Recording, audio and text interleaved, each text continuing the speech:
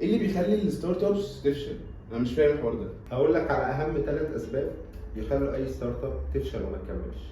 اول سبب لان الشركات دي لما بتيجي تفتح هي ما بتكونش عامله دراسه للمنتج او الخدمه اللي هم بيقدموها، هل ليها طلب في السوق ولا لا، زائد ان هم ما عملوش ماركت ريسيرش قبل ما يبداوا البيزنس بتاعهم، يعرفوا مين المنافسين اللي موجودين، هل هم بيقدموا نفس الخدمه او المنتج اللي هم بيقدموه ولا لا. طب هل لو الخدمه والمنتج اللي هم بيقدموها فعلا موجوده في السوق، هل هم فاليو ضافوها للبرودكت او الخدمه بتاعتهم عشان يبقى عليها ديماند او طلب. تاني سبب ان هي ما تعملش ماركتنج استراتيجي قبل ما تنزل السوق. الناس كلها فاكره ان الماركتنج هو مجرد اعلان ممول على الفيسبوك او الانستجرام او اي منصه على السوشيال ميديا، لازم بيتعمل له استراتيجي ودراسه كامله وتحليلات للسوق، وابقى عارف انا السوق بتاعي مين التارجت اودينس بتوعي، مين الفئه اللي انا عايز اخاطبها. حتى لو انا ببيع المج ده، لو المج ده بيخاطب كل فئات الشعب المصري، انا ما ينفعش اعمل اعلان يخاطب كل الفئات دي.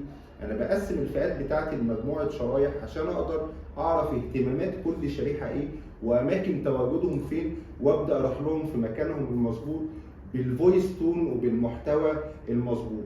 ثالث سبب ان معظم الشركات في مرحله التاسيس بيصرفوا مصاريف كتير جدا، وعشان يبداوا بيروحوا يأجروا مكتب وبيعينوا ناس، وكل ده قبل ما تبدا عمليه المبيعات بتاعتهم ويبداوا يحققوا ارباح. ناس كتير جدا عشان تيجي تبدا يقول لك انا محتاج مكتب، محتاج موظفين، محتاج قبل ما يبدا حتى يعرض المنتج بتاعه على المستهلك. ابدا من غير اي فلوس، ابدا وانت قاعد في البيت، ابدا. انت مش محتاج فلوس عشان تبدا.